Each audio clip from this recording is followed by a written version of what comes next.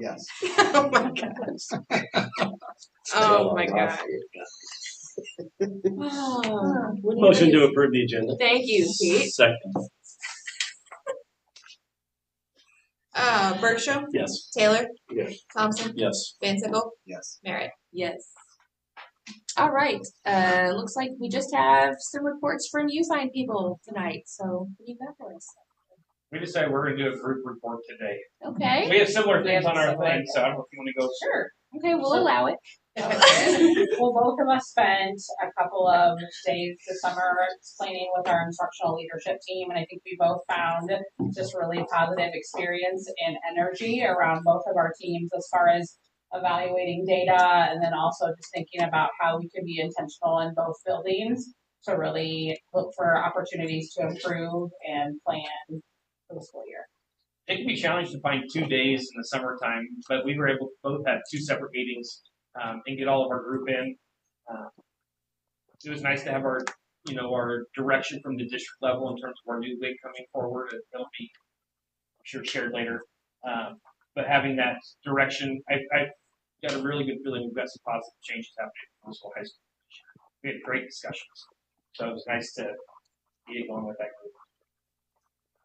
And what was it, a week ago, 2 weeks ago, we had some open associate positions that we've been struggling to get applicants in for. So we tried a new strategy where we just put it out on social media that says we're going to be hanging out of the elementary building from 12:30 to 3:30. If you're potentially interested in an associate position, stop by and talk with us. We'll there.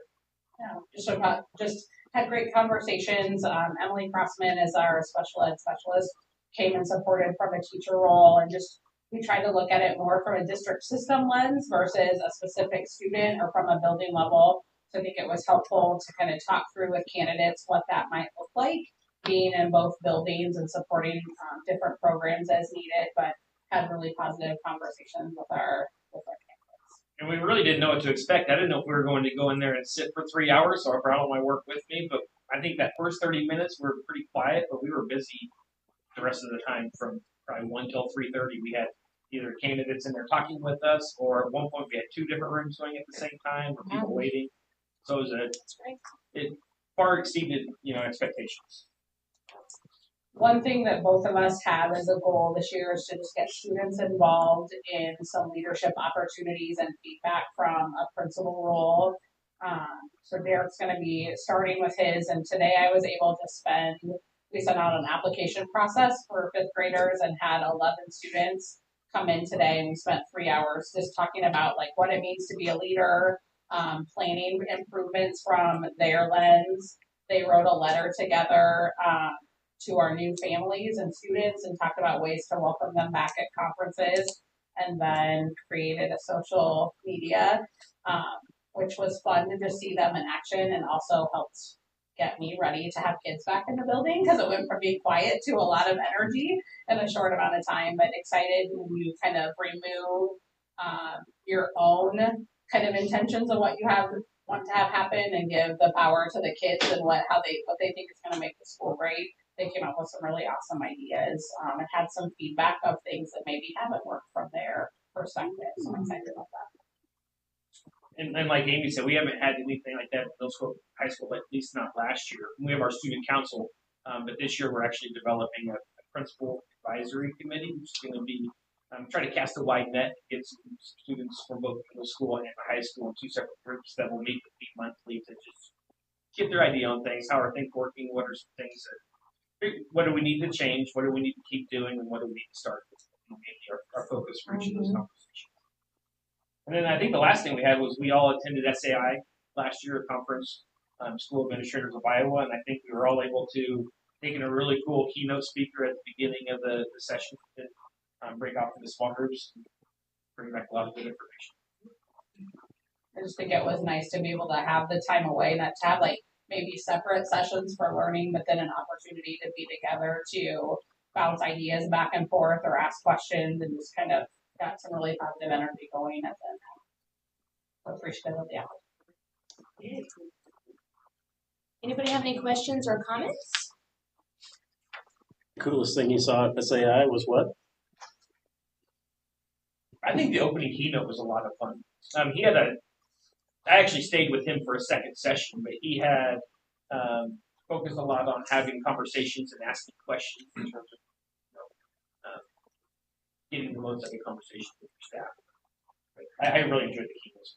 What was his specialty? Where did he come from? Well, so he's originally from Australia. Then he went to Cambridge. He's written a couple of books. He has a book, How to Work with, and then in parentheses, Almost Anyone was one of his books. That was his second session that I attended. I can't remember what his He's a first well-known person just around coaching and how to coach others. So it kind of gave us like 5 questions to just really be able to open the door and let the person that you're working with kind of lead the way with what's on their mind and how to best help them go. I always take notes when I'm in the different sessions, and the more stars that something has, the more I want to make sure I revisit when I go back and I'm looking at my notes. And that page by far had the most stars. I had things double starred and triple starred on there. Thanks. Anybody else? Just a note on that, I ask our leadership team to continue to learn, and we do book studies on an annual basis. We pick 3 or 4 books. Before we even knew what SAI keynotes were, we identified our books for this upcoming school year, and one of them was our keynote, Michael Stainer. So we're really excited to dive into that book on how to become effective leaders through coaching. Is really what that book is. So I'm excited for that. Well, and I think all 3 of you do a good job of asking the questions too, and being willing to let people. A lot of leaders aren't willing to do that and listen, so that's pretty cool. And I just want to publicly say also that the first day of school pictures is a great idea. So, and I have a very excited elementary student, so she's ready to be in your building. Great idea. Moving on, consent. Did anybody? Speaking of the associate interviews, a couple of those, so that's exciting. I just wanted to note out there is a lot of the LAO, the Talented and Gifted, the Emergency Operational Plan. Those are annual documents, handbooks, etc., that are been updated. So those were in the consent agenda to make sure that they are ready to go for the 25-26 school year, as well as there is a number of hires that you guys see in the consent agenda. One was specifically a staff member. We actually own this one. We failed to get that on the July, but we're excited. It's our computer science, and it was our last final hire, which was actually done towards the end of June. Just we're really bringing it to you. A number of the other ones are more of our classified and or support staff positions. And that list, as you guys know on my weekly update, is narrowing. We're shrinking that down. It's getting a little bit smaller. We could probably still use some transportation assistance as well as some food service and a few other positions here and there. But we're in really good shape for the start of school in 2 weeks overall. Awesome. Yeah, and I think those policies we had talked about before. So, anybody have any questions or comments about it, Earl? Well, just a question. There was a line item on your unpaid bills that said late fee for IRS. Can you? That just seemed like a straight. I've never seen one like that. What happened? Oh, okay, never mind. April 20th fell on a Sunday, so Friday, April 18th was payday.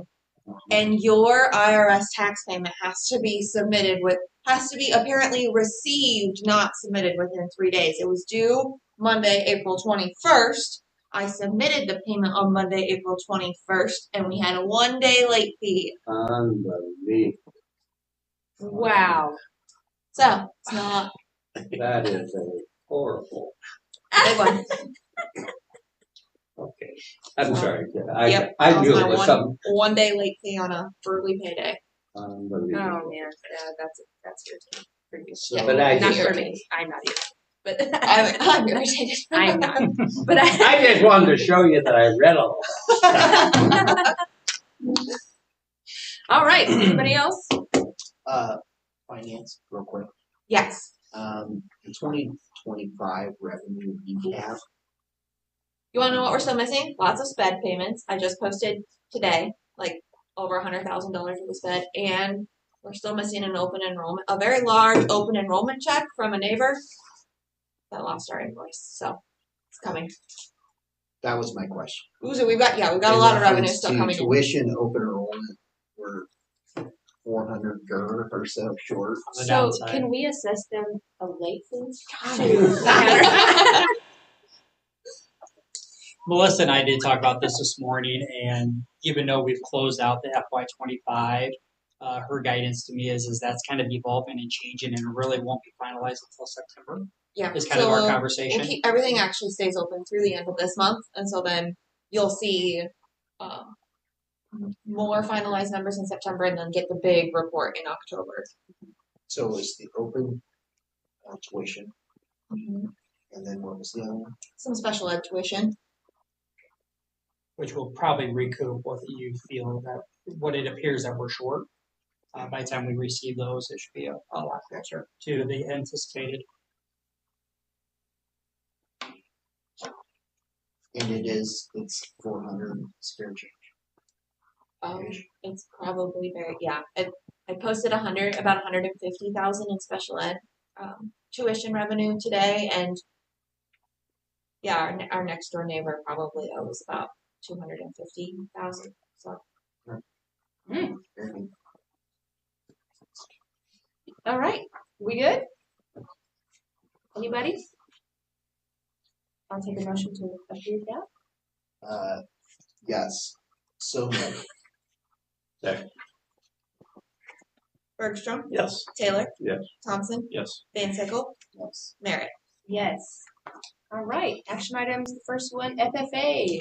You want to open that up, Joshua? Yeah, before- Caitlin's here tonight, and FFA Nationals is going to be in late October, I believe, and she's here just to share a little bit more information and request the permission to allow her and some of our students to travel to Nationals.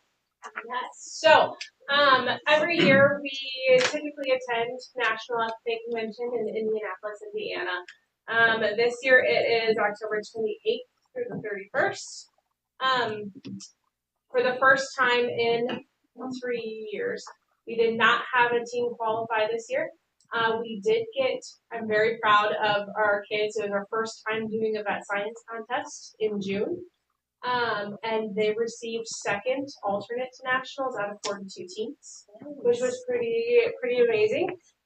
So we did get asked by a neighboring school to join a charter bus with them and 5 other schools. So it'll be Manson, Northwest Webster, Greene County, Akron, Emmitsburg, West Bend, and Pocahontas. They are looking at about $400 per student. We would do application process, and I would like to take 6 students, our second advisor and myself, and that would all come out of our FFA funds. Currently, we have $6,500, so enough to cover it, and then leave some in there with our big fundraiser coming in October. While they're there, the first day we would do mainly industry tours. The last few years, we've taken kids to Kentucky and really emphasize horse, equine side of ag. However, this year, I think, judging by my kids, they're going to be more interested in other areas. So we would stay around the Indianapolis area to do industry tours. And then the second day would be convention at Lucas Oil Stadium. And then they also have a career fair workshops, and they would all do a service project. Any time for fun? Yeah. It's all fun. I think know, the industry but you know what I tours mean. are fun, but then on the first night, so we drive out, Yeah. there's like an indoor arcade. Oh, cool. It's almost a theme park. There's little roller coasters and stuff. So we're Very gonna do cool. that, and hopefully the kids make friends with neighboring schools and get a good experience. Any questions, guys? All right, what do you think? I will move to approve that out-of-state travel for the FFA crew. Great. I will second. Bergstrom, Yes. Taylor, Yes. Thompson, Yes. Van Sickle, Yes. Merritt. Yes. All right, have fun, Miss Ryan. We've got fundraiser requests next. Yeah, I think in the 700 series, it just says that our board will approve fundraisers for the school district, and we try and capture them in August and get a big bulk.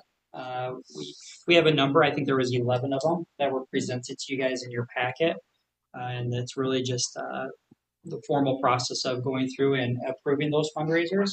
I anticipate that we will have some more, and we'll do those on a monthly by month basis. But this is a good chance to get us a jump start on the school year. Looks pretty straightforward. If there's no questions, I'll make a motion to approve all the fundraiser requests listed here. Thanks, Steve. Second. Bergstrom, Yes. Taylor, Yes. Thompson, Yes. Van Sickle, Mary. Yes. Okay, next, the open enrollment transportation fee. Now, this is probably going to take a little bit of discussion, guys, because we've got to make a decision. But do you want to go ahead and tell us what you know? So if you guys recall last year at this time, based off of legislation, House File 2278, they allowed, previously it used to be your boundary is your boundary, and your bus shall not cross over into your neighbor's boundary. What 2278 said is open enrolled students, you can extend your boundaries by 2 miles and pick up open enrolled students so long as the attendance center of the open enroll is closer than the attendance center of their resident district. So it doesn't apply for 2 miles all the way across Ogden. It would only apply for certain situations. There are a large portion of it is going to be our Southeast Valley, that 2 miles up by the Don Williams area. But we are finding some over in the Greene County area and even the elementary for Woodward Granger, because Granger is the attendance center, not Woodward. So if you actually look at the travel time for those families. So last year we had 26 students that would have qualified, and of those 26, we had 21 students, not families, 21 students participate in it. At the time last year, we went ahead and we had just a conversation of how much do we anticipate this to cost the district? And it was a best guess. You know, we really didn't have hard numbers. And at the time we discussed, we agreed upon you guys voted and agreed $50. And I also said that I would come back in a year's time and give you guys updated information. And that's really what I'm hoping to do tonight is to continue with House File 2278 and the agreement that we would pick up open enrolled students as per what's said in there, but just really to discuss how much did it actually cost us after a year, and would the board want to keep or change what that fee is. So in your packet, you guys received this, and I'll just hand it to you again so that you guys can have it for our discussion purposes.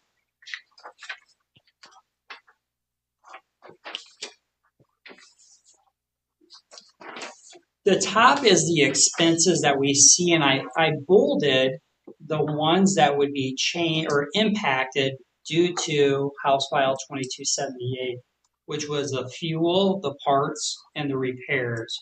Because vehicle depreciation, the salaries that we were paying for the bus routes, etc., those would not have been impacted by increasing.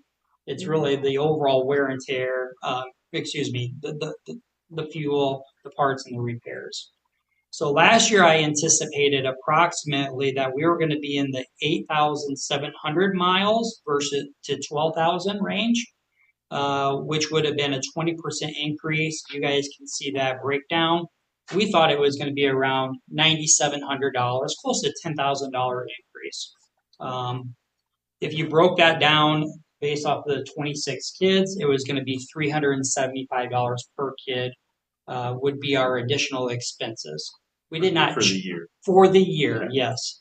And it's not by household, that would be by student ridership. We did not charge $375. I think the conversation was, you know what, we don't know what that number is. We don't want to be a money making on this, but we want to have the school district have some skin in the game as well as the open enrolled families, I think is what the conversation was last year. So after a year, Denny ran a report and actually was able to figure out the additional miles that were traveled based off of the addition of those routes.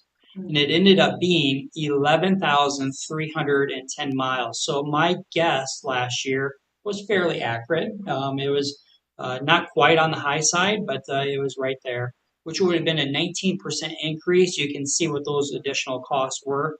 So I anticipated 9,700. We think a better estimate was that it cost us $9,200 this last year to ride.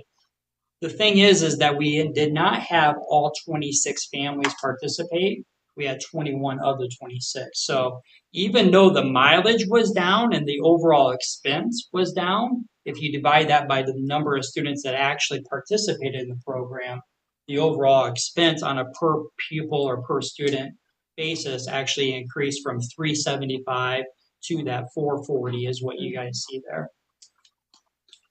So I wanted to just share that information, as I said I was a year ago with you, and let you know kind of how the program is going overall. I think it's been well received. I think the open enroll families that are participating appreciate it and are thankful for the program. And it is costing the district, about $9,200 for us to continue to do this program. So If you, what would it cost per student that are not open enrolled? I mean, we have a base, I don't know how much the transportation, 200 and something, 300. Yep. So the state of Iowa will actually do that for you, and I can go to the Iowa Association of School Board, and with that calculation, they calculate salary, benefits, all of your transportation costs that are up above, and we are about $1,400 per kid. Oh, wow. Yes. And so they ride free. I mean, is that correct? They are our resident students would ride free. That is correct. So that's costing us 1,400. Would that be it? Correct. Okay.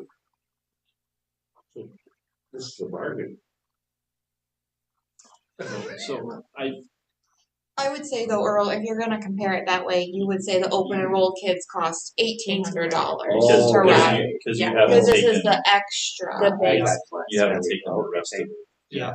That's good. Yeah, I'm only that 440, that 439 is including fuel, parts, and repair. It does not do vehicle depreciation, salary benefits, insurance, drug testing.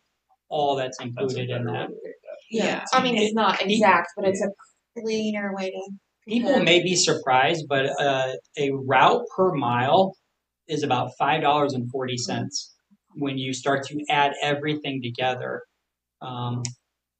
It starts to be pretty expensive miles. So, I think the analogy is well, we only extended it 2 miles, but the reality is those are expensive when you start to do a mile here, maybe you bounce back, and then you do a mile over here. Hence the reason why we had an increase of 11,000 miles this last year by participating in doing this program. So we recouped back about $1,000. Yes. Yeah, we charge $50. So we just ate about $8,000. I guess my question would be, assuming the numbers would be comparable this year, does that put us in a bind? I guess would be my question. Like, if we just said keep it the way it is, let's just continue to eat the $8,000. Like, if that's what we said, does that put us in a crunch? Short term, no. Okay. I would say short term, no. Big picture, it's eating into your general fund spending authority. Yeah, and I know Yeah. things are likely going to get tight. Yeah, Yes. eventually. Higher. Yeah. But yeah, each of those butts and seats is worth. Yep. What is it now for 78. enrollment? 78. I mean, open enrollment's a big part of what we do. Correct. We're a Right. big Yes. draw here. So we do benefit by having those open enrolled students. Is that what you're referring to? That's what I'm referring to. That's what I'm getting at. So if we get So it's one kind of a- student, you would recoup. Mhm. Yeah, you're weighing the loss of, Ogden's charging too much, now let's do something else versus, I mean, I'm kind of on the fence with it because it looks like you're upside down a lot, but you also don't want to take away anything from the open enrollment piece. Well, and similar, like when we talked about this last year, I think we all agreed, like, those are our kids. Right. Regardless if they live in the district or slightly out of the district, like, we want to see them as our kids. But I think the point was made that Yes, they most certainly are, but we also do have an obligation, right, to like the actual resident taxpayer. So I guess that's why I asked the question, like, if it does put the district, right, like, Right. if it creates a problem, then obviously I think we need to look further. If it doesn't, that's a very different conversation, right? You get what I mean? I'll let some others talk too. My thought was like What do you maybe guys you think, inch it Professor up a little bit. And Inch step it up, yeah. Like you step it up, but you don't. Mhm. I mean, I wouldn't advocate for going up to $435. No, I don't think anybody don't think wants to anybody charge full would. price. Does anybody want to do that? What are so the only reason we're dealing with this is because the state made the rules Yes, and made it they an made the option. rules. Yes. Is there any inkling of any changes coming on that this coming year? I don't anticipate it changing. What they are doing is this transportation equity. So they see they're trying to add additional dollars for transportation equity. The thing that I'm seeing though is as our transportation costs rise, other school districts' transportation costs are rising. So I was hoping that we were going to get a larger portion of that pie, and we're not. It's still about the same proportion. And even though the pot of money is increasing, we're not getting more of that pot of money. So really, what is the state doing? I don't think they're going to retract from this. I think this is something that's here to stay. And they're trying to support larger school districts by giving more funding for their transportation costs, which in theory, if we expand our boundaries because of this, we should get more transportation equity, but I don't think it's guaranteed. So you mentioned there's 26 eligible families, Last year, there was 26 eligible students. students. Yes, Okay, all right, and 21 of the 26 correct. took advantage. Yeah, there were 5, and I think the reason why they didn't is they were 16 and they were driving to school. Even though they were eligible, they were within that boundary. They had their own means and didn't need to rely on school transportation. I still think that there should be a fee associated with this opportunity. Just skin in the game. You know, you're paying for a service, tend to use a service, and pay for it typically.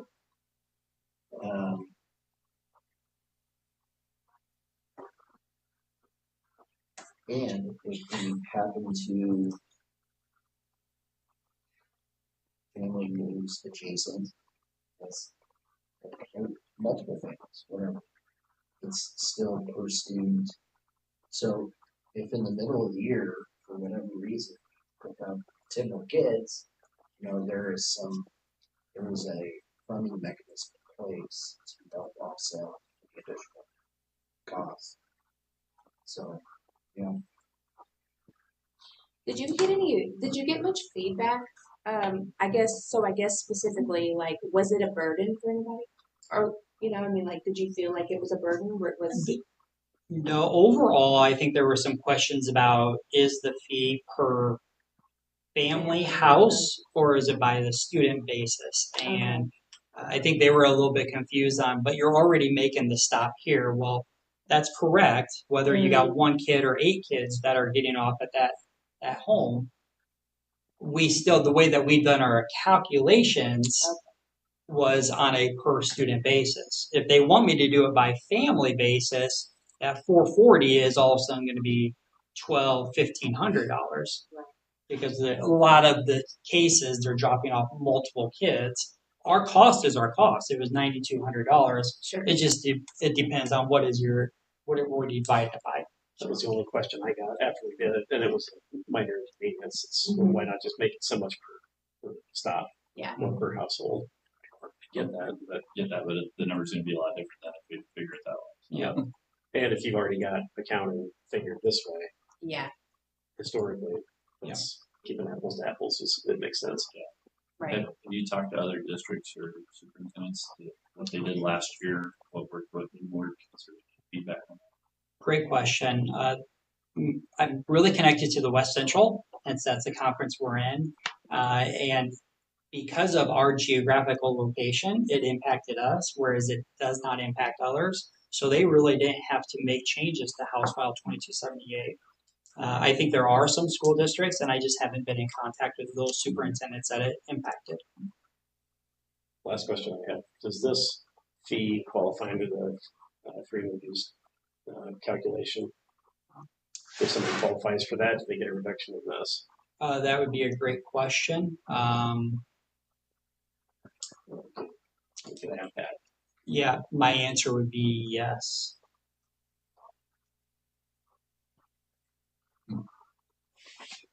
Yeah, my answer would be yes. Great question.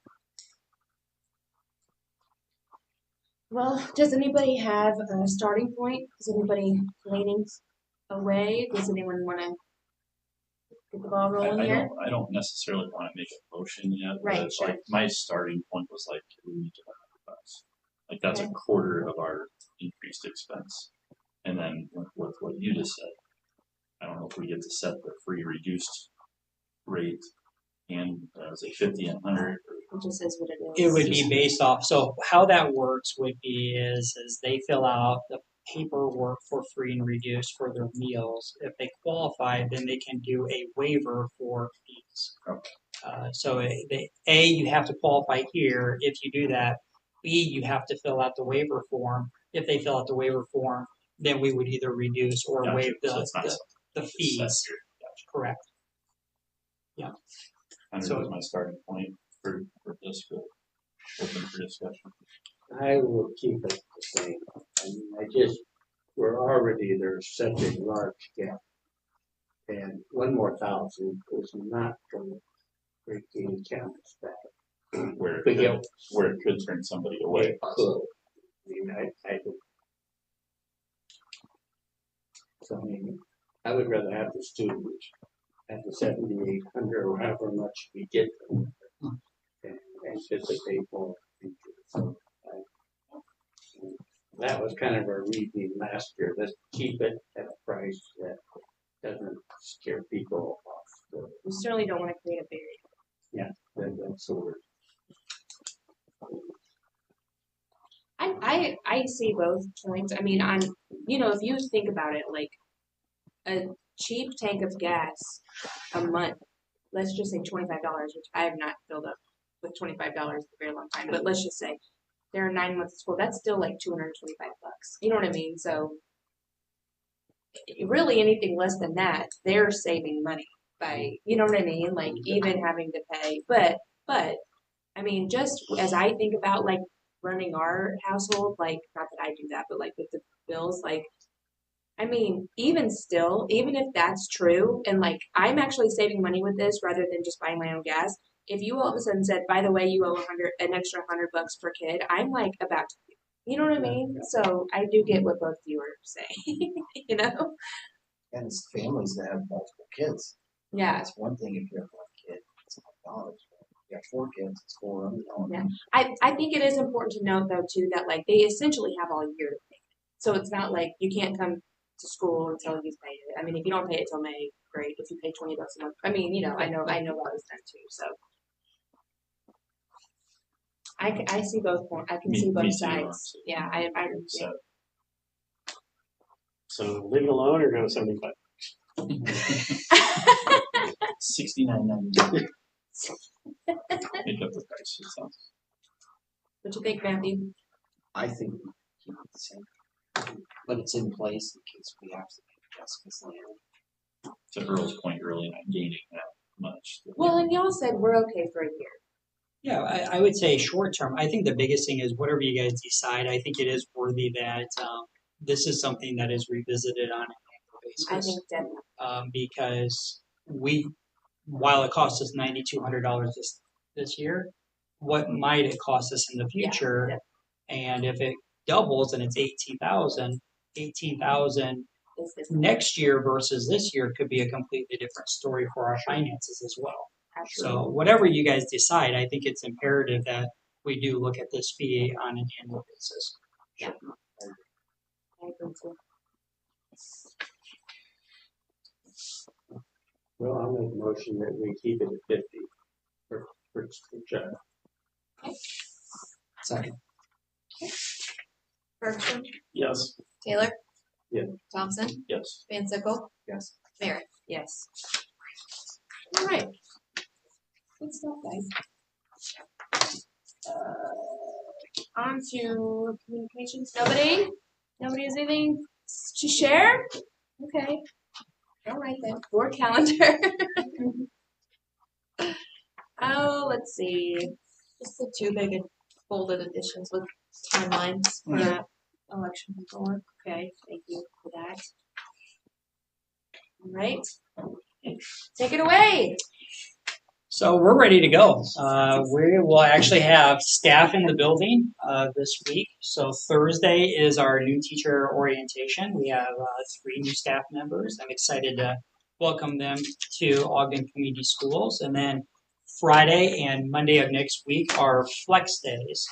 So if you remember, we instituted our teacher's contract is 178 days. We've identified 174 that they have to be on site. And then of those 4 that they're short, we've given them 8 days and they have some flexibility and options. We front loaded it this year to really try and get some pre-service days, get them into their classroom, etc. So I would anticipate we're going to have a high percentage of our staff in the building actually Friday and or Monday to work some of those flex days and get ready for the start of the school year. Next Tuesday is our official start. We will be having a half-day professional development, keynote speaker. We're working on some safety efforts and some professional development. So I'm excited. I work with Boone County as well as our law enforcement to make sure that we're ready to go for that professional development. VJ Smith will be our keynote speaker if you guys are available and would want to come and listen to VJ. It would be, you're welcome to attend. Just let me know if we're going to have more than 2 so that we can post that on our website just so that we are following that. But I think that is going to be a great opening message. And then Tuesday afternoon, we've really worked on that happiness advantage, collaboration, building connections, and I think it's important that we have our staff go out and explore Boone County and able to have some fun together.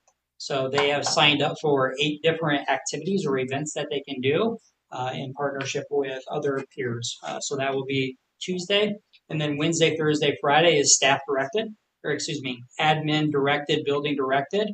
And they will be back here with students on Monday the 25th, ready to go. So 2 weeks from today, we will have kids in the hallway, and we're excited and we're ready to go for it. Large projects that I just want to mention. Elementary roof, if you guys noticed, that's been a couple weeks. They are all but done. There is some metal flashing that goes on the outside that really allows you to secure that flat membrane down. And they're fabricating that and finalizing it, and hopefully that will go on before the start of school. But other than that, that is a large roof section that was completed. And then I have mentioned before kind of a 3-way partnership with Ogden Alumni Association has donated some dollars. I wrote a grant from the Leonard Good to receive some money, and the district threw in some money for safety glass. And we have moved forward with that project. It has been installed as strategic locations at the middle school, high school, and that has been completed. And it is been ordered for the elementary as well, and we're hopeful that that will be installed in those strategic locations before the start of the school year. So we've had some really good progress on some good projects over the summer. But overall, I think it's been a good summer. We've done a lot of planning and prep. These guys have done a lot of good work. Our custodial crew, as always, are busy. They don't understand the deep cleaning that goes in over the summer, but we're ready for families and staff and students to be here. All right. Well, we're ready to send them to you. Any questions, comments? I have a brief comment. Yes. If this is not as possible. So a number of years ago, we funded replacing the drainage ditch one, and really it hasn't rained much since that was installed. And this is really the first kind of wet season that to see if it really fixed the problem. To my knowledge, there hasn't been any bonding out front, has there? So, so we have a location that would be on our eastern boundary, over by the long jump pit, by the fence, that Billy and I looked at this morning. And yes, we received a significant amount of rain. The ground is saturated, and 36 hours after a good rain, we still got a good amount of rain. Pooling there. So I think it is something that we really need to look at, and how do we solve that issue? Besides that, But I don't need a kayak to get I was to the gonna, parking I was lot gonna say anymore. the corner of So the parking lot used to be a okay, That's the worst. and that was before my time. Right. We haven't Yeah. had kayak. There has not been Activity. kayaking. Sarah and I walk through there about every day, every night on our walk. I haven't seen one night right there on the corner of the parking lot. that's Yeah. actually Which is standing good on. news. Yeah. I think that our eyes are on a potential small issue, and we're just Yeah. looking to see what we can do to divert some of that water elsewhere. Probably through some type of tiling to get it into a proper location so it can get away from the campus.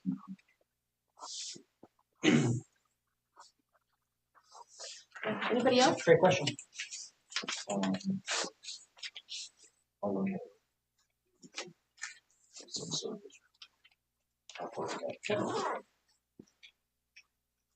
Anybody else? All right, I will entertain a motion to adjourn. So moved. All right. Second. Just pick. I'll give it to Matt. I know. Bergstrom. Taylor. Yes. Thompson. Yes. Van Sickle. Yes. Barrett. Yep. Alrighty. Thanks, guys. Quick.